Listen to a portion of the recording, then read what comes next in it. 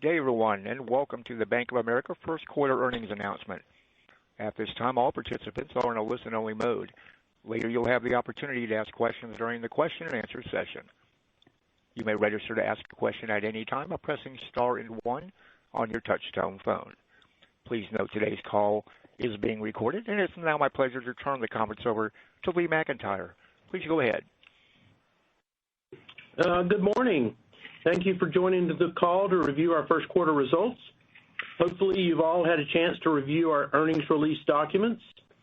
As usual, they're available, including the earnings presentation that we'll be referring to during the call, on the new and improved investor relations section of the bankofamerica.com website. I'm going to first turn the call over to our CEO, Brian Moynihan, for some opening comments, and then I'll ask Paul D'Onofrio, our CFO, to cover the details of the quarter. Before I turn the call over to Brian and Paul, let me just remind you that we may make forward-looking statements and refer to non-GAAP financial measures during the call regarding various elements of the financial results. Our forward-looking statements are based on management's current expectations and assumptions that are subject to risks and uncertainties, particularly during the pandemic period we've been operating in. Factors that may cause those to be different are detailed in our earnings materials and the SEC filings that are on our website. Information about the non-GAAP financial measures, including reconciliations to U.S. GAAP, can also be found in our earnings materials that are available on the website. So with that, I will turn it over to you, Brian. Take it away. Thank you, Lee, and thank all of you for joining us. It's been a year since we first reported our results, which would include the health crisis impact. But what we see different now is we see an accelerating recovery versus the economic uncertainty that we would have faced last year at this time. The most recent economic indicators reflect an economic recovery that has gained momentum and continues to be supported by fiscal and monetary policies. From our company's perspective, we have emerged as an even stronger company and competitor than what we were when we entered the healthcare crisis. Compared to last year, Bank of America's balance sheet has higher capital ratios, higher reserves, with lower charge-offs, and record liquidity. Our diverse business model with leadership positions across all our businesses has helped us earn our way through the crisis. Our global markets and global wealth management businesses, which would typically benefit from this healthy capital markets environment, continue to perform well this quarter. Our consumer and global banking businesses also perform well, but this is after being more negatively impacted for several quarters by the interest rate environment and credit costs. These businesses now are in full recovery mode and are out generating new assets and new relationships with our clients. All this work by my team, and which we're very proud of here, has led to EPS in the first quarter of 86 cents per share and a return on tangible common equity of 17%. Paul's going to take you through the details in a moment, but simply put, we believe our decade-plus long dedication to responsible growth has put us in a position to both earn more money and deliver more back to you, our shareholders. Our announcement this morning regarding share repurchases highlights our intention to increase those repurchases over the coming quarters as the current restrictions are lifted by the Federal Reserve. So first, let's discuss the recovering economy. On slides 3, 4, and 5, we've shared slides like this with you the last few quarters. They are updated for the most quarterly data. They highlight the key economic signposts. I won't go through all the details on them, but they're there for your reference. But a few highlights. Obviously, GDP consensus projections continue to improve, and you can see our tremendous best-in-class Bank of America research team's projections in the upper left-hand corner of slide 3. You will note also the increases in the consumer spending from our Bank of America customers at the bottom of the slide, which is not only much higher than the prior year when payments began to decline, but notably is much higher this year-to-date than year-to-date 2019, a more appropriate comparison. This is a key element of the economic optimism you're seeing reflected in the market. Looking back to 2017, after tax reform and other matters, we saw a step change in money movement by our customers, moving from previously a 5% year-over-year type of growth rate to up to 9%. in 2019 versus 2018. Then the pandemic hit, and growth of 20 over 19 was only 1%. But so far year to date, we're growing faster on a larger base than the 2019 9% plus growth trend at 10% plus. The first quarter was a record dollar amount of money moved by Bank of America consumers. The trend is fully on track, even though the economy is not yet fully reopened. March was a record month of spending by Bank of America consumers and led to the highest ever quarter of consumer spending. As you look also on these slides, note on slide 4 the lower level of card delinquencies as a spike from the expired deferrals and the FUFRA that accompanied that has worked its way through the charge-offs. In addition, early stage delinquencies are at or near historic lows, suggesting low levels of card charge-offs again next quarter. As the economy has improved, customers have continued to increase their business across our platform. When you think about it from the customer's perspective, which is what we do as a business, and comparing across the pandemic period of the last 12 months, we have simply added more customers across every line of business. And those customers are more digitally engaged in every business as well. You're going to see later on slide 17 that we added nearly 1 million active digital customers this quarter, pushing us past 40 million active users, led by increased use by boomers and seniors. We have more deposit and cash management customers and balances in every business from consumer to small business to Merrill Lynch to private bank, the business bank and the commercial bank across the whole franchise. New investment relationships in our consumer businesses Merrill Edge platform now total more than 3 million accounts, and net new households continue to grow both in Merrill Lynch and the private bank. We saw aggregated client flows across our investment platforms of $48 billion in the quarter, bringing those total investment assets over $4 trillion, with a range of those capabilities from our digital-only capabilities in our consumer business all the way through the great service and capabilities provided by our 20,000 wealth advisors. We added new lending customers, whether through PPP and small business and business banking, and along with broader traditional banking relationships to our middle market and corporate clients. And we've helped existing and new clients attain funding to access market through our sales and trading investment banking platforms. Combined sales and trading investment banking revenue of $7.3 billion is the highest in a decade and is up 28% year over year. Jimmy DeMar and Matthew Coder and the teams led by Tom Montag have done a great job there. Our customer satisfaction levels across all these groups of clients rose during the pandemic, and the brand loyalty of our company is at the highest it's been. We also note that our employee engagement is at the highest it's been. And we have driven our success to our teammates this quarter, and you'll note in our expenses, with another broad-based bonus plan, which is the 4th time we've done this. And with support provided to the communities we serve, our employees' sense of pride in our company and what it does has reached a new level of satisfaction. So with that being said, we do have some work to do in certain areas, as we have for the last decade. I'd highlight those 3 areas with a couple comments on each. Those areas are loan growth, net interest income, and expense. On loan growth, there continues to be a lot of liquidity in the system, and customer payments remain high, which impacts our loan balances. This is across the whole consumers and companies. Pipeline originations are improving, but remain below pre-pandemic levels. We've reinstated all our credit standards back to where they were before the pandemic. We remain highly focused on capturing loan growth as the economy expands and continues to recover. The projected economic growth should cause the need for companies to borrow, build inventory, increase hiring, and invest and do what they do in their businesses. As you can see from slide 4, global banking loans, after falling in January, appear to have stabilized again in March. We'll have to see how this plays out, but that's the month of March was a good sign. Pipelines continue to build, but line usage remains low. Card applications and mortgage originations continue to increase in each of the last 3 quarters.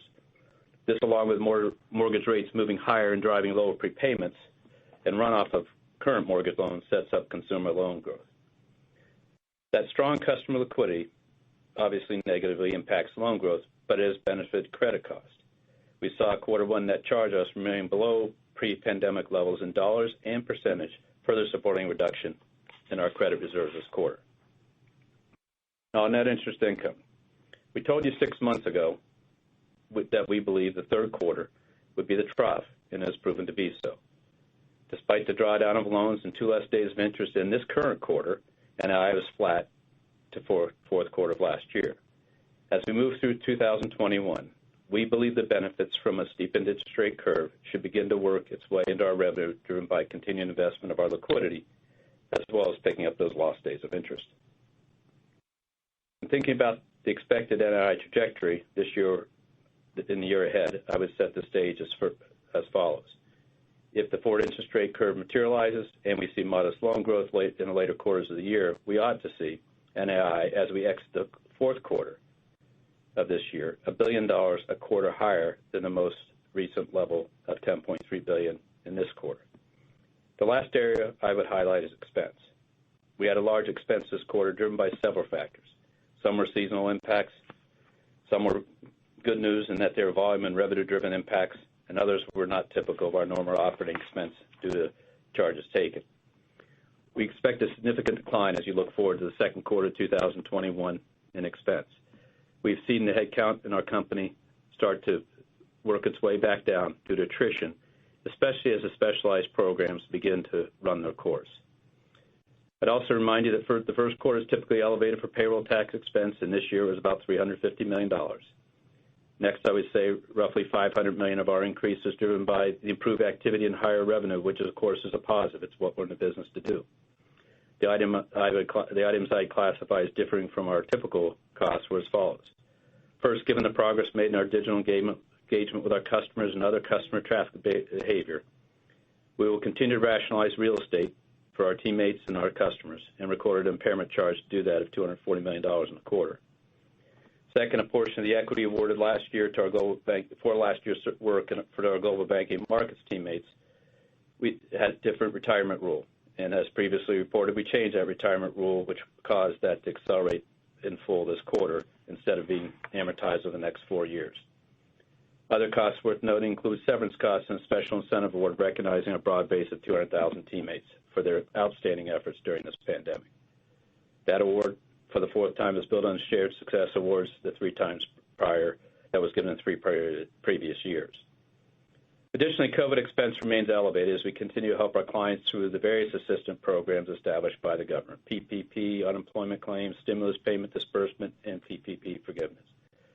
But broadly speaking, we have done a great job in helping customers with these programs. We've now originated almost 500,000 PPP loans and have obtained forgiveness for our clients for 200,000 of those.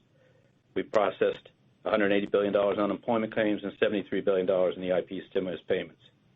Paul's going to share a bit of the details in the quarter's expenses, but even after absorbing these expenses, our PPNR rose from fourth quarter. As we ended last year, we talked about a target for this year's expenses, meaning the 2021 fiscal year expenses, to be similar to the $55 billion level in 2020. Given the charges this quarter, we would increase that target by about $1.5 billion. However, I just want you to keep some perspective here. We reported $57 billion in expense for the year 2015, 6 years ago. Even with all the investments we've made in technology and the build-out of branches and new markets, new sales resources, and just having more customers, more activities, the inflation in healthcare and real estate and other costs, moving our teammates, our starting wages from $15 to $20 an hour during that time period. We are targeting 2021 expense at roughly to where it was in 2015, 6 years later, and a lot bigger company later. That discipline and operational excellence is what we do, and you should expect us to continue that. So in summary, this quarter, we again drove responsible growth. We support our employees by keeping them safe and rewarding their efforts in the pandemic. We support our customers by providing strong balance sheet and resilient systems to transact. We supported our communities by supplying critical funding and driving improvement toward racial and social equality with our increase in our $1 billion commitment to $1.25 billion. We've already delivered over $300 million of that commitment. At the same time, we delivered to you, our shareholders, $8 billion in earnings, generating return on tangible common equity of 17%, and returned $5 billion in capital to the shareholders in the first quarter. This shows you we can both deliver for you, our shareholders, and deliver for our customers, our employees, and our other stakeholders in society. With that, let me hand off to Paul to cover the quarter in a little more detail. Thanks, Brian. Good morning and hello, everyone. I'm starting on slide 6 and 7 together. As I've done in the past few quarters now, the majority of my comparisons will be relative to the prior quarter to reflect how we are progressing through this health crisis rather than year over year. In Q1, we earned net income of $8.1 billion or 86 cents per share, which compares to $5.5 billion or 59 cents per share in Q4. The earnings improvement included strong revenue growth, which more than offset higher expense. Additionally, earnings also included a $2.7 billion reserve release, which resulted in a $1.9 billion provision benefit. Revenue growth was driven by strong sales and trading results, record investment banking fees, and record asset management fees in our wealth management business, while consumer fees faced the seasonal challenge against elevated Q4 holiday spending. With respect to returns, return on tangible common equity was 17.1 and ROA was 113 basis points. Moving to the balance sheet on slide 8. The balance sheet expanded $150 billion versus Q4 to $2.97 trillion in total assets. Deposit growth continued to drive the balance sheet higher. Deposits grew $89 billion in the quarter and are up $300 billion from Q1 20. Note that as deposits continue to grow, loans declined $25 billion from Q4. We deployed some of this excess liquidity into debt securities, which increased $172 billion, while cash balances declined $54 billion, and reverse repo also fell. It is also worth noting that our liquidity portfolio is now more than 1/3 of our total balance sheet and has surpassed $1 trillion. On a period end basis, our global markets balance sheet increased by $129 billion, coming off year-end seasonal lows and as customers increased their activity with us. Note that on an average basis, it is only up marginally from the prior year, and versus Q4, up only $40 billion. Shareholders' equity increased $1 billion. Earnings were mostly offset by $4.5 billion in net capital distributions and a decrease in OCI of $1.8 billion, driven by an increase in long bond rates. With respect to regulatory ratios, consistent with the fourth quarter, standardized remains our binding approach for us, and at 11.8%, our CET1 ratio is our binding metric. While the CET1 ratio declined 15 basis points from Q4, it is 230 basis points above our minimum requirement of 9.5%, which translates into a $35 billion capital cushion. The benefits to the ratio from an increased level of capital were more than offset by higher RWA from the liquidity deployed into mortgage-backed securities and growth in our global markets balance sheet. Our supplemental ratio at quarter end was 7% and 6.1% on a pro forma basis, excluding the relief for deposits at the Fed and investments in treasuries. 6.1% versus a 5% minimum requirement leaves us plenty of room for growth in the balance sheet. Our TLAC ratio remained comfortably above our requirements. Let me spend a minute on loans and deposits before moving away from the balance sheet. I will focus on averages, as that is what drives NII. With respect to loans, on slide 9, you can see the downward trend across the year as customer liquidity and accommodating capital markets drove paydowns well above historic levels. I would draw your attention to the linked quarter change. Global banking commercial loans declined $16 billion, but as Brian noted earlier, we are seeing pipelines build and balances have stabilized for more than a month, so we are hopeful for a turnaround. Loan payments by consumers continue to outpace originations, with loans declining $14 billion in consumer banking, led by mortgages.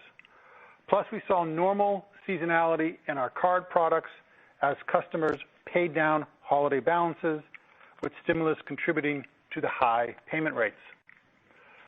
But what is also noteworthy is the linked quarter improvement in GWIM and global markets. GWIM continued to benefit from security-based lending as well as custom lending. In global markets, we relaxed some hold limits as the economy continued to strengthen. With respect to the deposits on slide 10, we continued to see tremendous growth across the client base, not only because of growth in the money supply, but also because we are adding new accounts and attracting liquidity from existing customers.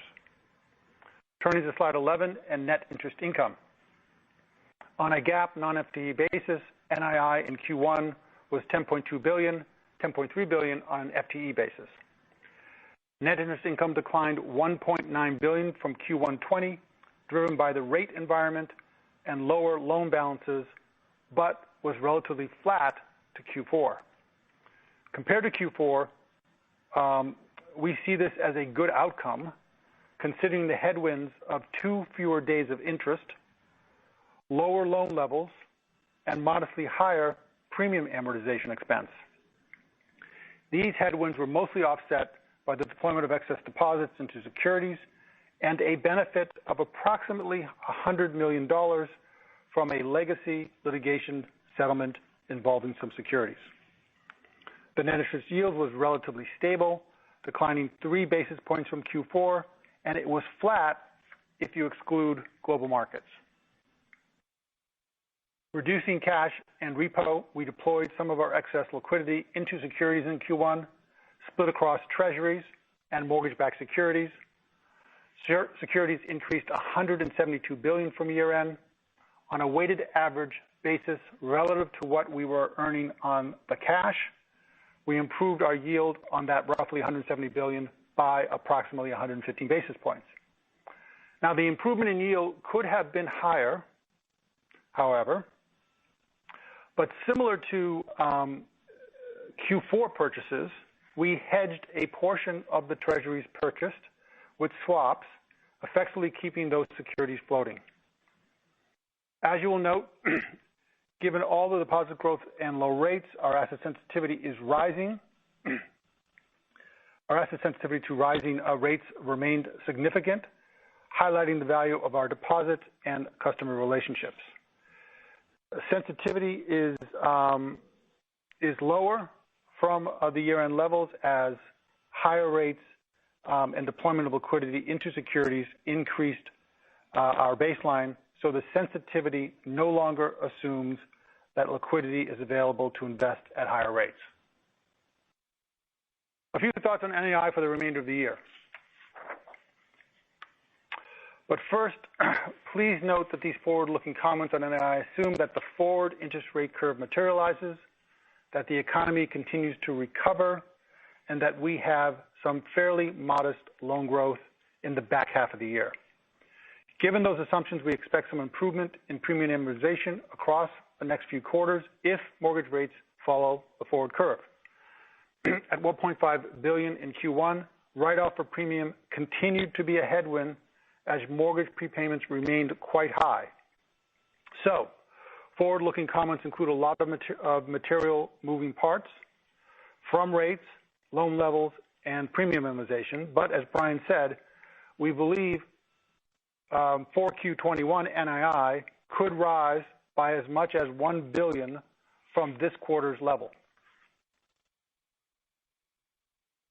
Okay, turning to slide 12 on expenses. Q1 expenses were $15.5 billion, $1.6 billion higher than Q4. I will add to some of the remarks Brian mentioned earlier. First, Q1 included the normal seasonal elevation of payroll tax expense of about $350 million. Second, as a result of the current period's solid revenue performance and a better outlook for revenue for the remainder of the year, we accrued for higher incentives and experienced increased processing costs. This added roughly $500 million to the quarter. Third, we incurred some expense that differs from our typical operating expense. We reversed a decision made on some 2020 incentive comp awards, making certain portions of those awards retirement eligible.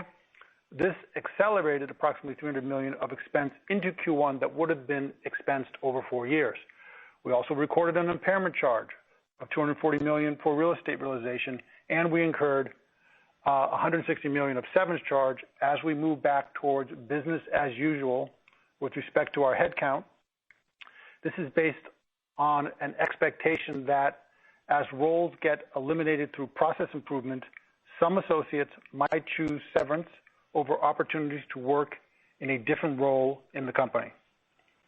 Lastly, our COVID costs remained largely unchanged as modest declines in some employee-related costs were offset by costs associated with restarting PPP originations and forgiveness and additional unemployment claim processing. COVID costs are proving a little slower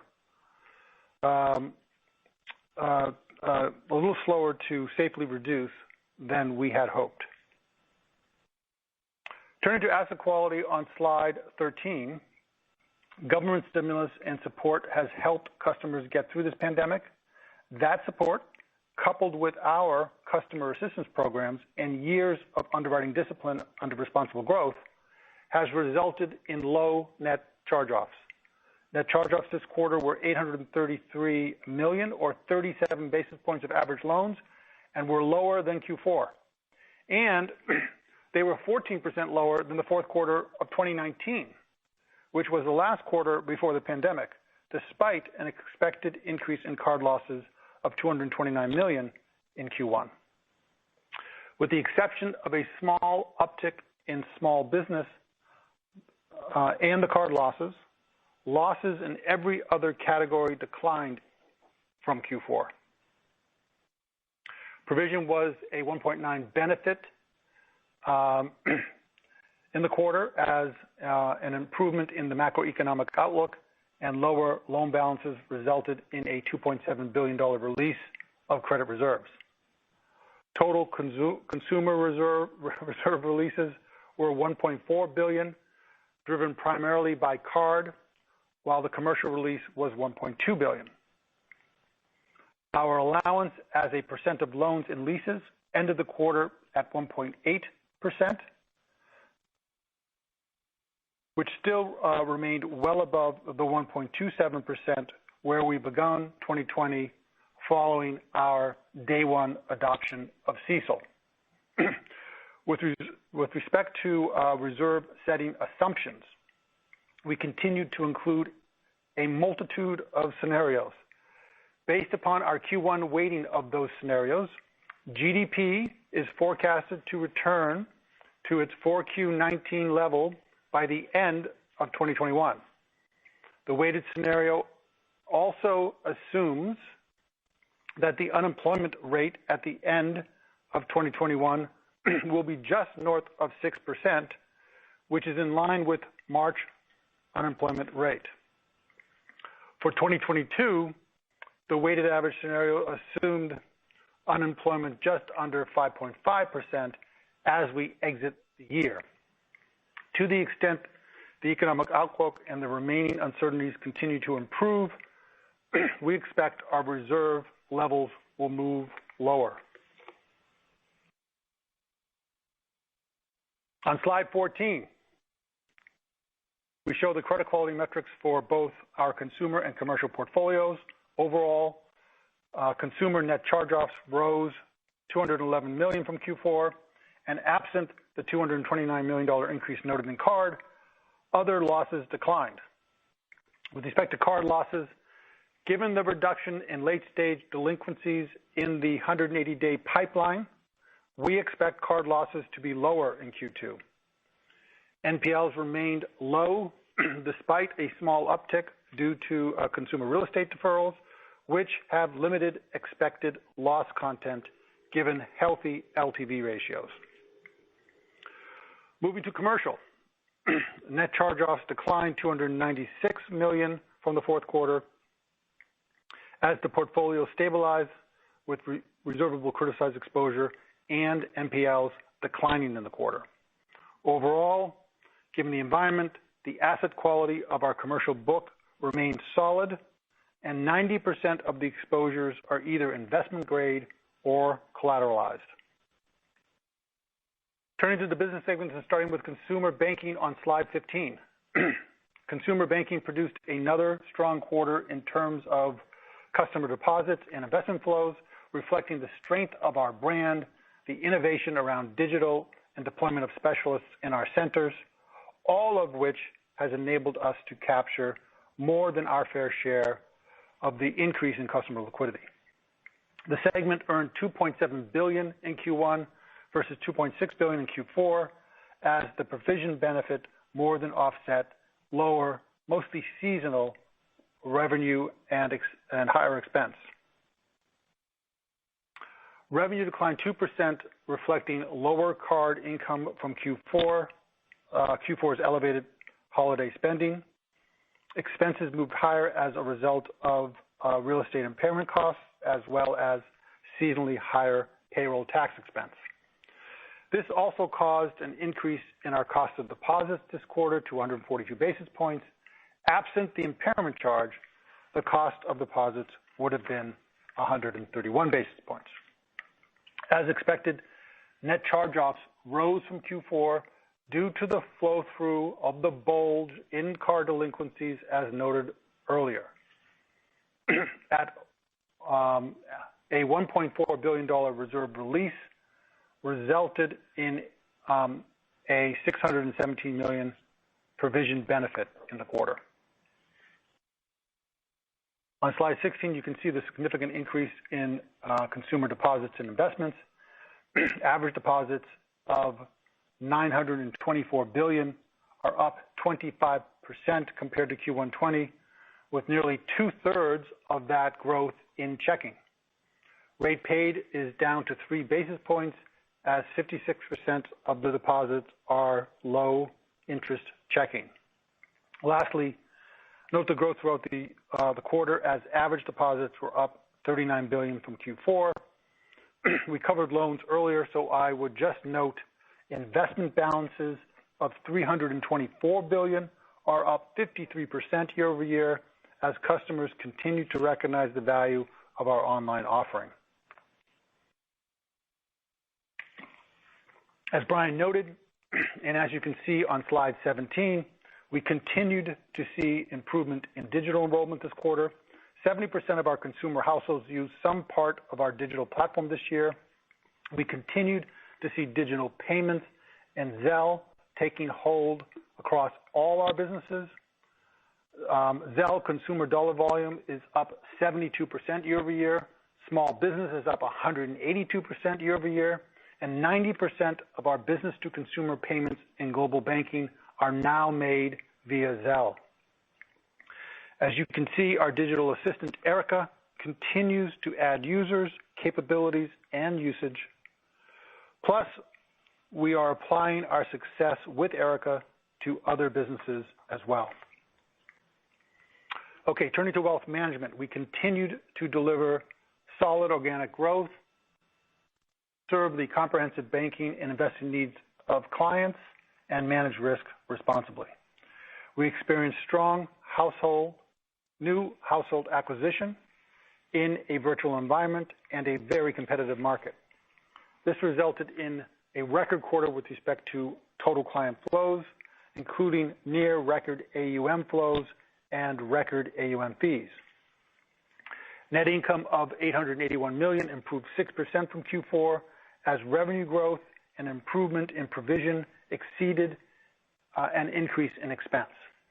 With respect to revenue, the record AUM fees were complemented by higher NII on the back of solid loan and deposit increases. Expenses increased, driven by revenue-related costs and seasonally elevated payroll tax. Merrill Lynch and the private bank both continued to grow clients, as we remained a provider of choice for affluent clients. Client balances rose to a record $3.5 trillion, up $822 billion year over year, driven by higher market levels as well as strong client flows. During Q1, our advisors added over 6,000 net new households in Merrill Lynch and nearly 700 net new relationships in the private bank. Let's skip to slide 20, which is a new page that highlights our progress to digitally engage wealth management clients. In Merrill and the Private Bank, our clients and advisors have both embraced the value of a digitally enabled relationship in which digital tools are critical mechanisms for fast, safe, and secure interactions. Our wealth clients are some of the most highly engaged clients in the franchise, with 80% of Merrill households digitally active. In Q1, we saw a record number of logins. Clients are logging in to trade, check balances, and originate loans with ease, all of which can be done through a simplified sign-in. We continue to enhance and modernize the capabilities for both the client and advisor, and these capabilities are becoming key differentiators as well as being recognized by third parties. Moving to global banking on slide 21. The business earned nearly $2.2 billion in Q1, improving $500 million from Q4, driven by a provision benefit and solid revenue. While loan growth has been challenging, deposit growth has been strong, and investment banking revenue exceeded previous records. The team produced $2.2 billion in firm-wide investment banking fees, growing year over year by 62% and 20% over Q4. Looking at revenue and comparing to Q4, despite the higher IB fees, total revenue declined 3%, driven by weather-related impairments on some tax-advantaged investments. Provision expense reflected a reserve release of $1.2 billion in Q1. Importantly, net charge-offs of $36 million fell by $278 million from Q4. Non-interest expense rose 14% from Q4, reflecting the incentive award changes noted earlier. Additionally, the strong IB performance and improved outlook and seasonally elevated payroll tax increased personnel costs in Q1. Looking at the balance sheet on slide 22, average deposits moved up relative to Q4 as customers remained highly liquid. Year over year, deposits are up an impressive 27%, while rate paid is at an historic low. As noted earlier, loans declined early in the quarter but stabilized late in the quarter. Wholesale digital engagement continued to accelerate and usage continued to grow, driven by the same ease, safety, and convenience of our digital banking capabilities that our consumer customers enjoy. We present some wholesale digital highlights on slide 23. Switching to global markets on slide 24, results reflected the highest revenue quarter in over a decade, with solid year-over-year improvement and an even more significant increase relative to Q4. As I usually do, I will talk about the segment's results excluding DVA. This quarter, net DVA was negligible, but the year-ago quarter had a $300 million gain. Global markets produced $2.1 billion of earnings in Q1, more than double the level of Q4, and up 39% from Q1 20. Focusing on year over year, revenue was up 26% on higher sales and trading and equity underwriting fees. The year-over-year expense increase was driven by volume-related expenses in both card and trading, and an acceleration in expense from changes in the incentive awards. Sales and trading contributed $5.1 billion to revenue, increasing 17% year over year, driven by a 22% improvement in FICC and a 10% increase in equities. FICC results reflected gains in commodities and strong results in credit, mortgage, and municipal products versus relative weakness in the year-ago period. This was partially offset by reduced activity and trading opportunities in other macro products. The strength in equities was driven by a strong trading performance in cash. The business produced strong returns, delivering a 22% return on capital in Q1. Finally, on slide 26, we show all other, which reported profits of $257 million.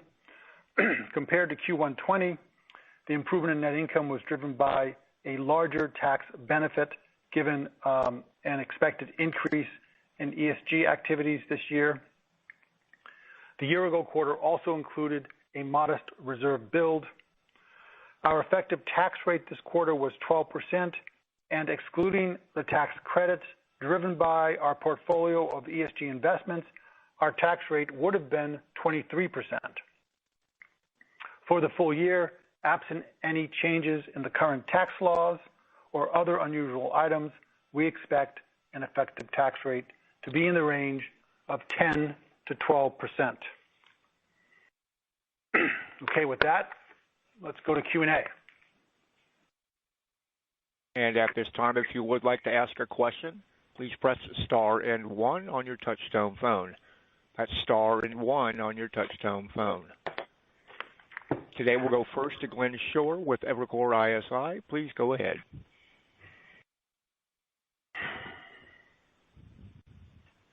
Hi, thanks very much.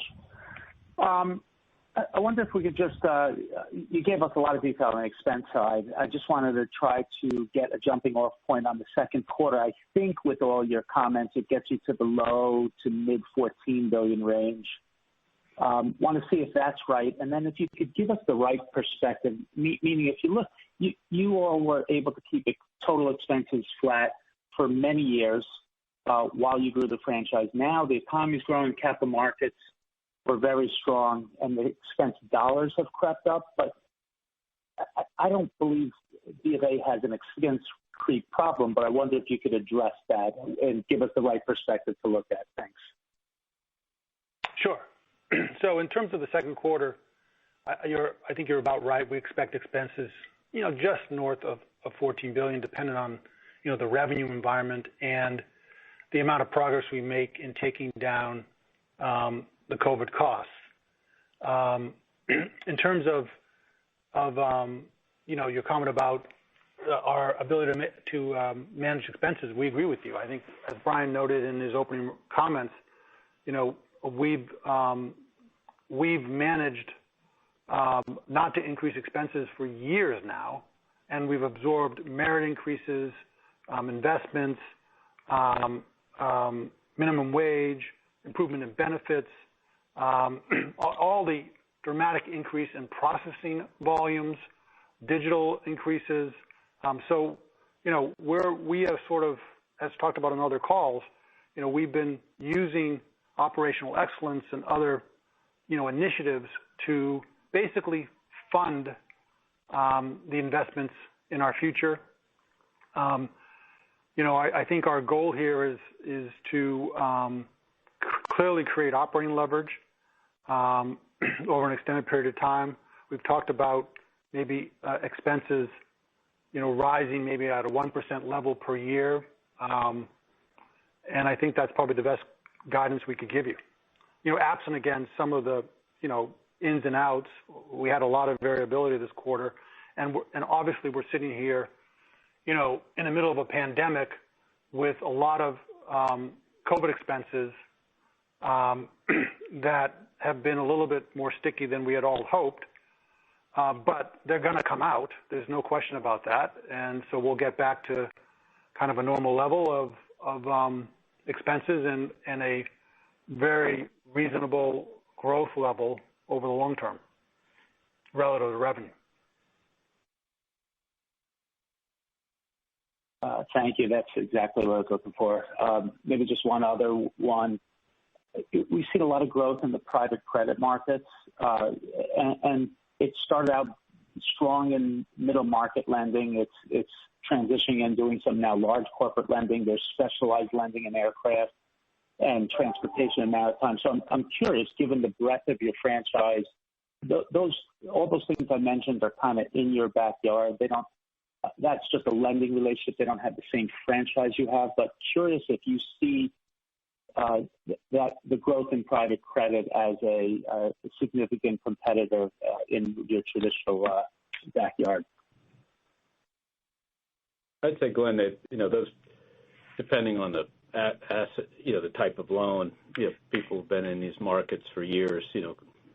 Think mortgage, think the other types of consumer credit, and then in the commercial side. So sure, that has an impact, but our job is to compete through it. But the reality, what's having an impact now, frankly, is that draw rates on lines of credit and stuff are low, and companies, that are operating well, there's companies that still need to get through the pandemic impact, just aren't using their lines, and that's bumping along the bottom. We've shown you those long-term charts. So we feel good about our middle market and our business banking businesses and small businesses. We feel good about they're getting set up as the economy continues to improve and the growth will come back, and the services and rate we can provide are competitive. And so I don't think that'll ever change, and I think it reaches further. Sometimes it reaches a step we won't do as a company, obviously, in terms of leverage, extra amounts of leverage and things like that. But we feel we're very strong and competitive. And before the pandemic hit,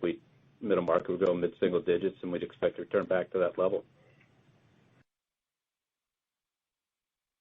That's great. Thanks, Brian. We'll take our next question from Gerard Cassidy with RBC. Please go ahead. Your line's open. Good morning, Brian. Hey, Gerard, how are you? Good. Can you guys share with us, I think you touched on the capital cushion being about $35 billion, and you announced a $25 billion share repurchase program today.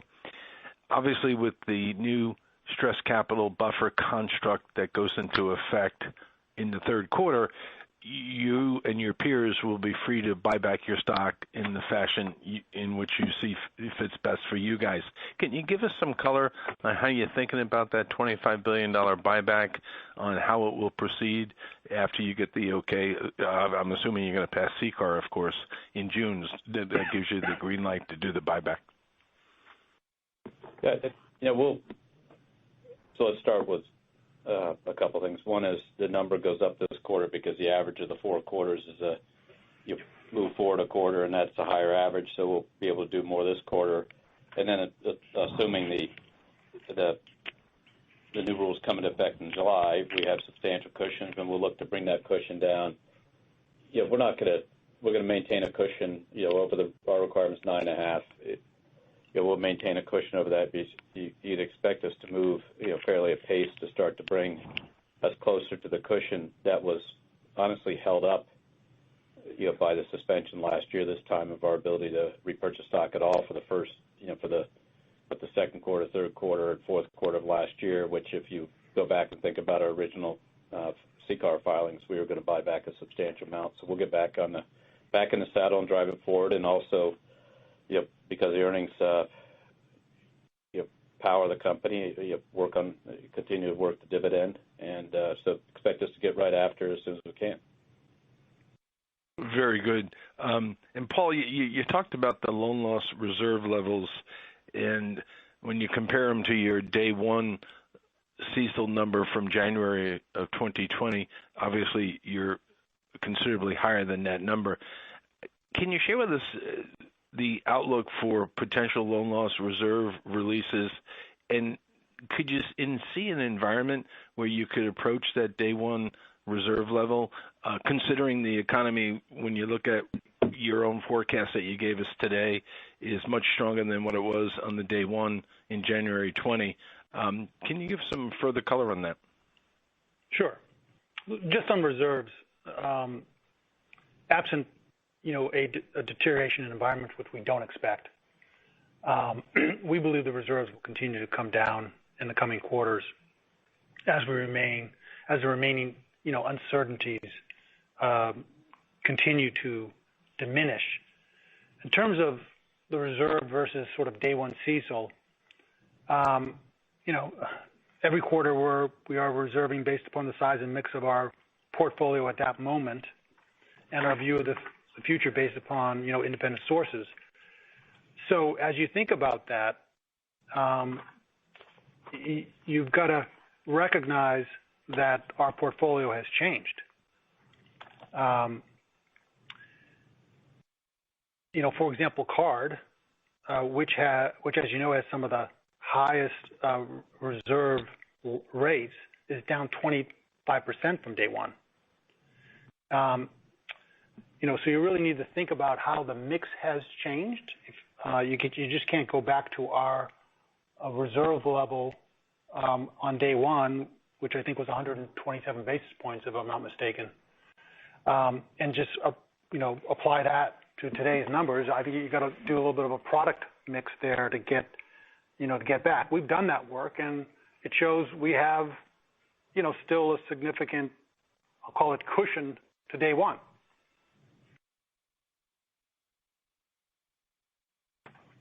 Very good. Thank you. Our next question is from Mike Mayo with Wells Fargo. Please go ahead. Hi. I have two opposing views, and I'm hoping that you can help me reconcile them as it relates to efficiency. On the one hand, your slides are very positive. Global bank, 74% digital connections, wealth, 80% of households, consumer, digital, still growing, and the unit cost per dollar of deposit, 130 basis points. So it's like best in class. So all that technology progress is noted. On the other hand, I look at slide 12 and I see the efficiency ratio and I see the expenses and I hear the higher guidance for expenses for this year. So I guess if you could help me reconcile these positive underlying trends with this number on the page of 68% efficiency ratio. And I do recognize that you're calling out a lot of expenses. The $1.6 billion increase quarter over quarter, should we consider that kind of just one time? And where should this efficiency ratio go over time? Thanks. So, Mike, you pointed out that the operating posture of the businesses continues to improve, but as you go across page 12, you got to remember, and you well know this, that in the stuff on the left-hand side of the page, you had a rate environment that had finally, after years, had come up to some level of Fed funds rate and short LIBOR rates and stuff, and that helped our efficiency ratio move under 60. But even if you look at this quarter at 68 and you back out the type of expenses that you drop in the low 60s, and then the NII improvement will, because that, frankly, as you well know, comes with very little expense attached to it, i.e. that we don't need more branches and more infrastructure or even more commercial bankers as those loan usage goes up and the spread off of our floors due to our massive deposit base. So I think you should expect it, even on a pro forma basis, you could see at the low 60s, you should expect it to move back in the levels you see here as we move through the year, pick up the NII, and then if rates start to move up, you'd even pick up more. And you don't always disclose how much you're investing, but how is your investing spend? I mean, did you lighten up during the pandemic, or you're taking not up on the now? Technology side. Overall, Mike, on the technology side, we did. Well, technology initiatives last year were three and change, and this year will go up, frankly, a bit in those numbers we gave you because we continue to take advantage of that. And so I think 25 branches opened up in new cities this quarter, and we're seeing the success from that. Markets that we weren't in, 2, 3, 4, 5 years ago, we're now moving in the top 10, all organic and driving off of that. And then salespeople. Now, that's what we probably lightened up last year just because the opportunities weren't there. But you're going to see us continue to reposition people from the efficiencies in the OPEX program to the front. And so headcount rose really to support, the exigencies of the circumstances. When you couldn't have your teammates and propinquity each other, you had to have a few more of them move in the issues that were there for social distancing and working from home and overstaffing because of high-risk employees. So we ran up a little higher, and now you're starting to see us drift down. So that core number of headcount will drive our expenses. But the reality is we invested at the same rate last year in everything except for incremental commercial bankers probably than we did in past years, and we're going to do it again this year because it's the payback is huge. And then last follow-up, just on the COVID-related expenses, seems like a little bit of a longer tail than maybe you had expected. When do you think some of those come off? I mean, you've treated your employees well with the special payments and all the other efforts that you've made. Is that like another quarter or two, or are we toward the end of that? Well, we're blending it. It's blending down because of the situation change. Obviously, as schools reopen and things like that, we can normalize the. We started last year this time and said, teammates, when you're from home, we'll give you $100 a day to hire somebody to come into your home, take care of your kids, so you can do a great job for our clients. That's why our client scores continue to rise during the pandemic. Obviously, as schools have reopened, we've tailored that program. We'll normalize it at the end of the second quarter. That's one thing. Obviously, PPP, Mike, it got extended again, but as we're seeing the volumes be more modest this time, we can start to shape those teammates out. The forgiveness program will take us longer just because it's a tail, obviously, but we're through 200,000 done. And so you'll see that happen. And the extra cleaning and meals for the teammates and the testing and all the things we've done, that all will come down as we sort of normalize operations over the next 6 months. But it took longer because things like PPP came out 2 more times since or 2 or 3 times. I guess we're in 4 would be the right number. But so it's good. But we're doing what we need to do to support our customers. $500,000 loans originated under 4 different programs. So the constant change in rules. At the peak, we had 10,000 people working on it. Now we've got about 3,000 there and 3,000 in forgiveness, and we can work it back down. So I think over the next 6 months, you see it start to blend down piece after piece after piece. All right, thank you. Our next question comes from John McDonald with Autonomous Research. Please go ahead. Thanks. Sorry, on the expenses again, just on the COVID expenses that you were discussing, Brian, with Paul. Remind us, what's the kind of size ballpark of that? I'm trying to think about the 56.5 total expenses, and if we took off the 500, kind of special stuff you announced this quarter, and then the COVID costs, which might be $1 billion a year, like might you rebase at some point at 55, before business growth and things like that? I'm just trying to kind of put some numbers on it. Is that reasonable? I would think of COVID expenses in the first quarter to be approximately $400 million of net COVID expenses. That was roughly flat, by the way, to last quarter. As Brian said, we ramped up for the new PPP and unemployment processing of claims, but we did offset some of that ramp up with lower expenses associated with child care and supplemental pay and things like that. Yeah, so John, just to be simple-minded about it, the reason why we told you the full year is going to be higher is because we think it's $1 billion, $1.5 billion higher in the first quarter here. That wasn't sort of in our mind because of timing differences on some of the compensation matters and other things. So, as you well know, we're pushing it back down as fast as possible. Yeah. Okay. And then, Paul, just wanted to follow up. When you were talking about the interest rate disclosures, you mentioned that the model doesn't assume automatic deployment of liquidity anymore. Could you just explain that, like what changed because of rate moves or deployment? Thank you. The model doesn't assume automatic deployment of liquidity. I think we're talking about the 100 up and 25 down. Yeah, exactly. Yeah. We got a little bit less asset sensitive because we deployed some liquidity, in the fourth quarter and in the first quarter. And, so now that's in the baseline. And when rates shock up, you obviously, you're not deploying that liquidity at a higher rate anymore. So it kind of moved from the sensitivity into the baseline. You see what I'm saying? Okay. Gotcha. Okay. Got it. And the last thing was just the NII ramp that could happen, to get you $1 billion higher by the fourth quarter. How do you see that distributed? Is that kind of evenly, or is it kind of based on the second half, loan growth coming back? Yeah, look, we've been fairly careful about our guidance. There's a lot of moving pieces here. You've got, amortization of premium that can move around. You've got loan growth, which is hard to predict.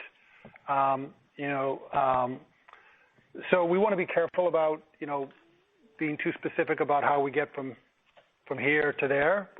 I think we feel very good about getting to there. Again, the guidance that we gave you that NII in the fourth quarter could be $1 billion higher than what it was in the first quarter. That's based upon the forward curve materializing and some modest loan growth in the back half of the year. We've got some flexibility because we do have, liquidity you can go faster or slower on in terms of investing. We'd like to put that in loan growth and not necessarily into securities, but we will invest it over time. We've got to see the amortization expense start to come down. It hasn't come down yet, even though mortgage rates have gone up. And like I said, we've got to see some loan growth, and we'll pick up, at least 2 days here. So that's the best perspective I can give you. Okay, fair enough. Thank you. And our next question comes from Matthew O'Connor with Deutsche Bank. Please go ahead. Good morning. I just want to follow up on the deployment of liquidity that you've done. You did a lot this quarter, last quarter. If we look back since the end of 2019, most of your deposits have been deployed into securities, and most of the securities, I think, are longer-term mortgage-backed that aren't hedged. I know you said some of the treasuries were hedged, but that's a small portion of what you added. So I guess just conceptually, is this signaling that you think rates have kind of gone up, kind of the big moves already happened for the next few years? Are you kind of thinking loan growth is not going to come back that much? Or what's the thought of, locking in so many assets, at these rates this quarter and in the last couple quarters? Yeah, well, let me back up because I want to make sure that everybody's clear about kind of what we have done. You went all the way back to 2019. If you go all the way back to year-end 2019, deposits are up $450 billion, and loans are down $80 billion. So we created $530 billion of liquidity to deploy somewhere. Plus, we're going to see some more deposit growth. So, but $530 billion of liquidity had to be deployed somewhere. Through the end of Q1, securities are up $380 billion, and cash and equivalents are up $150 billion to $300 billion. But as I said in the remarks, we bought treasuries, but on about $150 billion of those treasuries, we have interest rate swaps. So you can really think of the $300 billion of cash as being $450 billion in terms of our ability to fund loan growth or invest for term or other uses. So, we've been balancing liquidity, capital, and earnings throughout this whole process. We don't tend to make bets on interest rates one way or another. We just want to make sure that we can deliver for our customers no matter what happens. And I think we've been trying to do that as we've gone through this pandemic. Again, it's all about balancing liquidity, capital, and earnings.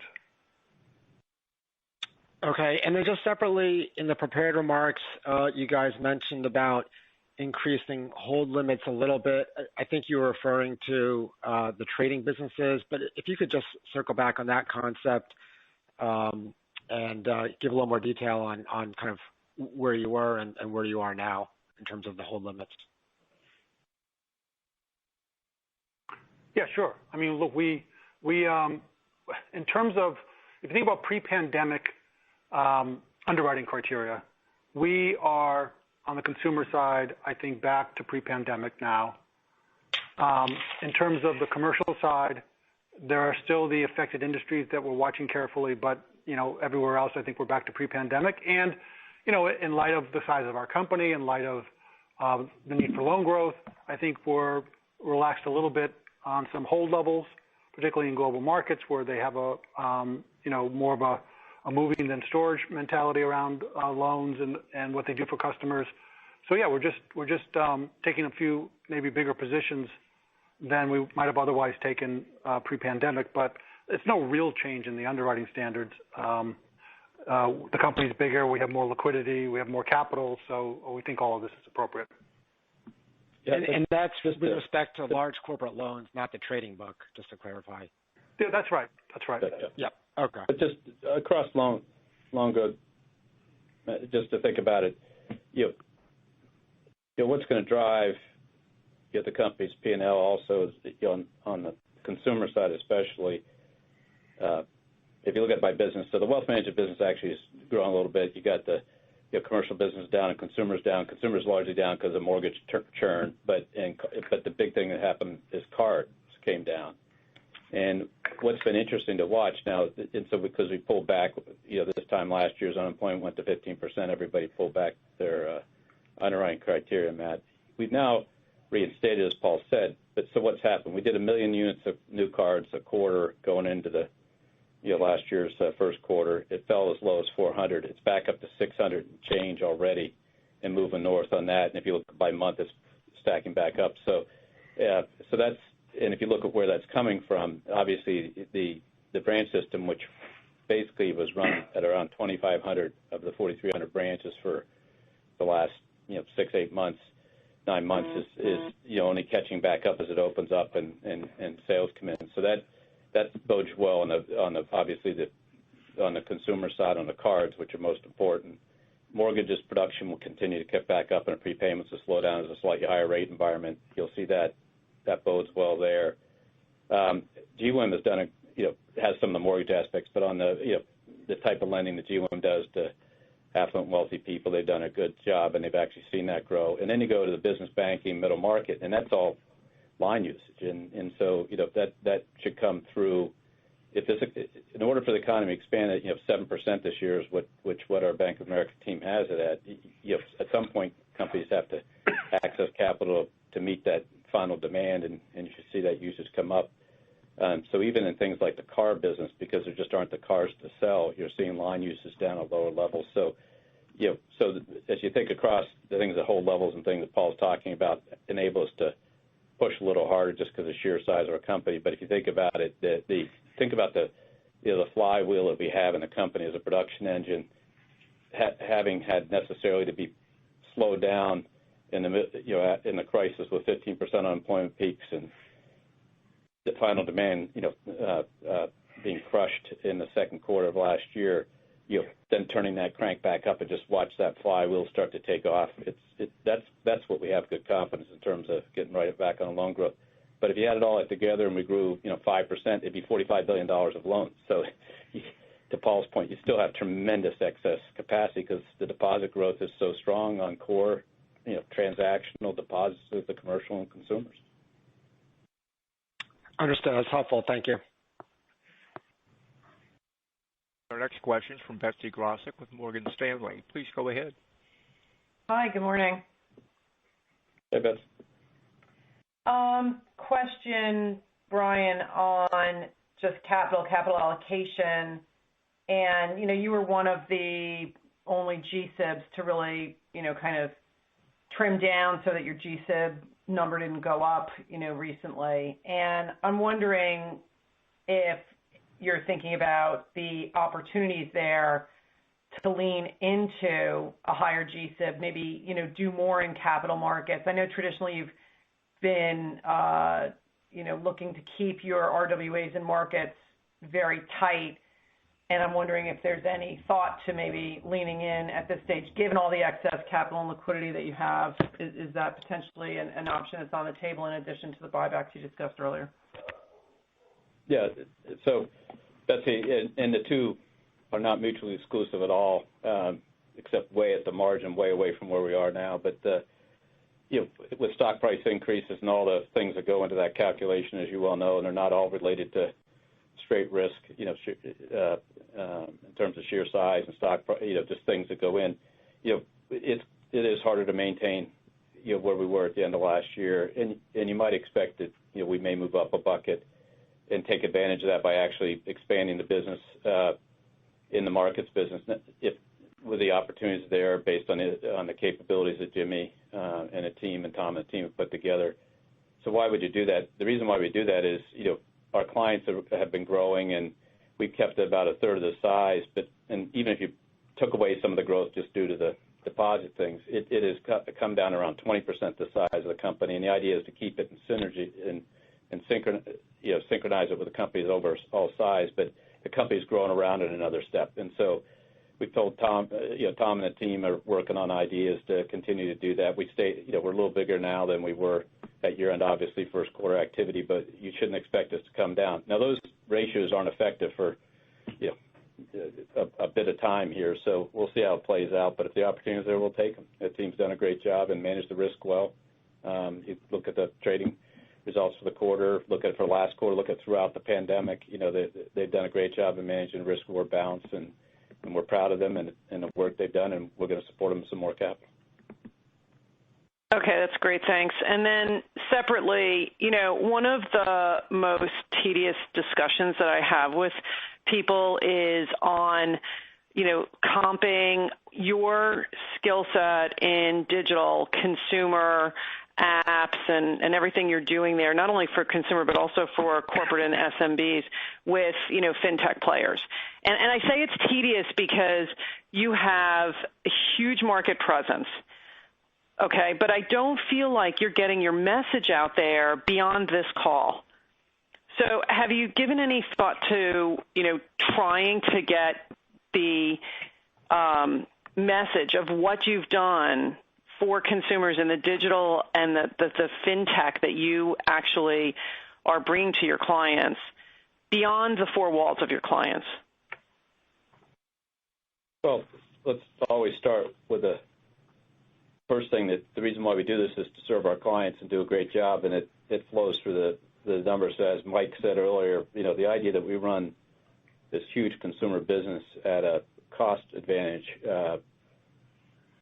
which is significant due to the digitization of all the consumer activity, due to the way customers interact with us, the way we can help them, the way we can give guideposts, and frankly, the way we can take the fee structure out. And that's, we dropped overdraft fees dramatically over the years, made up for it in terms of efficiency, and other types of things. And so, we get the word out. We tell everybody we win all kinds of awards, and the list go on in terms of the different ranking agencies. And you've seen it in the Merrill Edge growth.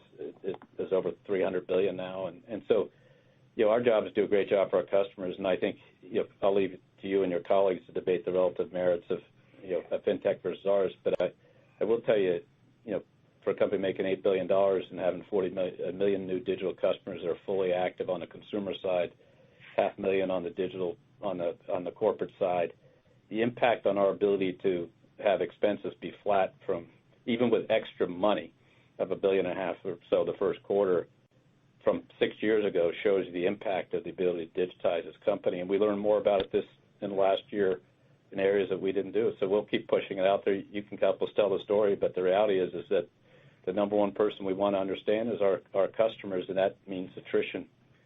Attrition of customers is way down. The penetration of the wallets way up. Just look on the wealth management statistics we threw in and see how that they've adopted to it. These are major changes, the size of which don't exist much out there. So, we'll keep pounding away. You keep telling the story. We'll keep telling the story. But the key is it's producing the kind of earnings we're producing and the kind of efficiency we're producing, which continues to redound to our benefit going forward. The neatest thing about this stuff is where we go next with it, where we've been going with it. So, Erica, there's just nothing close to it out there, and driving with volumes and things. Zelle, you'll look at the charts on the pages and show it. And so it's the usage and the personalization and the ability to help people manage their payments and their things for the mass market and their investments. So we feel good about it. We'll tell the story as often as we can, but the reality is I just would like to see us keep growing the number of customers and driving it on an integrated basis. We're putting major investments in a couple areas. We had to improve merchant services, payments on the commercial side at the merchant level, and we're putting major investments in the 401k technology, to push that. We're number 7 in that business. It's the lowest market position of any business we have, number 6 or 7 or whatever we are. So these are major investments. We're making hundreds of millions of dollars a year that go into that expense base, but are paid for by the efficiency of the core businesses. Okay, thanks.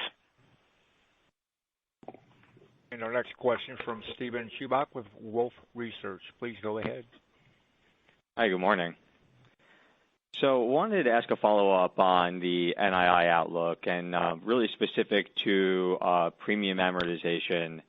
Just given the sheer amount of growth we've seen in the MBS portfolio, the deployment of all the excess liquidity, Paul, I was hoping you could help size what the premium and benefit would be if we did see prepayment speeds revert to more normal levels, and how much of that benefit is contemplated in the $1 billion increase in the exit rate for 2021? Sure. So let me just give you a couple of perspectives. One, the premium amortization in the first quarter was about $1.5 billion, and as you point out, the securities portfolio has grown.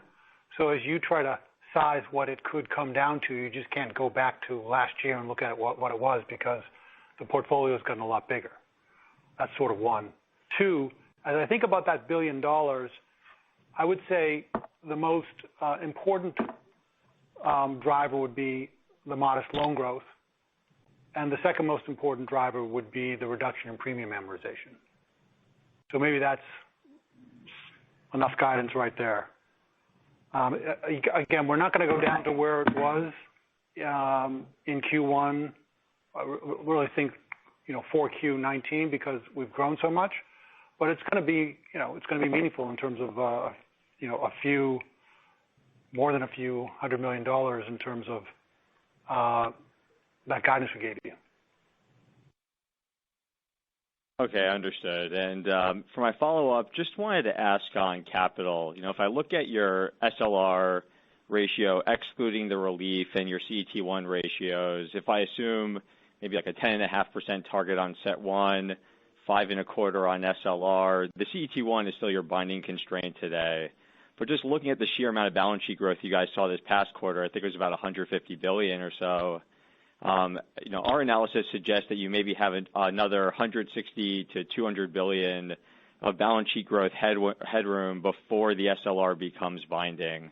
And as we consider expectations just for additional QE, Fed balance sheet growth, how are you preparing for that potential? What sort of mitigating actions might you take if the SLR does in fact become binding? It's just way out there, Stephen. I don't think your numbers are right, Matt. We'll have Lee take you through some calculations, but I think the number's a lot bigger than you think. Yeah. We've done that work, and we come up with a bigger number in terms of balance sheet capacity. Yeah. On the SLR, it's 100 basis points times a much bigger base, or 75 basis points in your example, maintaining 5.25. So it's multiples of that. It's bigger than what we've grown so far, probably by a lot. Yeah, I guess I think what the difference is, there's the lens of what constraint becomes more binding, and it's the SLR. I recognize you have excess under both, but if the ratio is going to shake out sub 6, pro forma that relief, I guess at a 5% ratio, that's $500 billion of capacity to grow. But in terms of where you have the most excess, it looks like SLR becomes binding in relatively short order, with just maybe a couple more quarters of $150 billion plus growth in the balance sheet. So I guess that's what I was trying to get at, is would you look to mitigate it given it becomes a little bit more binding than your CET1 constraints? We've managed all the capital ratios to maintain the minimum requirements. That's not the issue, but I think it's hundreds of billions of dollars away. So yeah. We're at 6.1 pro forma, right? So April 1, and that's $700 billion ish of capacity down to the regulatory minimum. As you said, we'd want to have a buffer, but that's the rough math. Okay, fair enough. I can take it offline with Lee later on anyway, but that's very helpful in how you framed it. So thanks very much for taking the question. And the next question is from Jim Mitchell with Seaport Global Securities. Please go ahead. Hey, good morning. Maybe first on just maybe the cadence for card charge-offs. Obviously we had a little bit of an increase this quarter, but 30-plus day delinquencies are now back down to almost near lows. Should we expect, I think we hit charge-offs that were in the 400s in the fourth quarter. Are we heading back towards that? Or how do we think, you have a lower balances. How do we think about the trajectory of card charge-offs given your view of the delinquencies? Just if you go to page 4, Jim, you can see it. I mean, you kind of summarized it, but we went from 400-ish up to 600-ish. It'll turn back down just because look at the chart, so you can see that what produces next quarter's charge-offs is obviously on the right-hand side of this page and is coming down. So you have balances lower, but also you just have sheer delinquency. And as you think further out, it's going to come from the left-hand side of the page and migrate to the right from actual charge-offs. Leave aside the projected and provisioning under the CECL, but just so you got it right. It comes down, and you would hope, frankly, that if we get the growth, it might change its dynamic in 6 months or something like that, just because it takes a while to get any delinquency out of anything, maybe even much longer than that. But this bodes well for the next couple of quarters.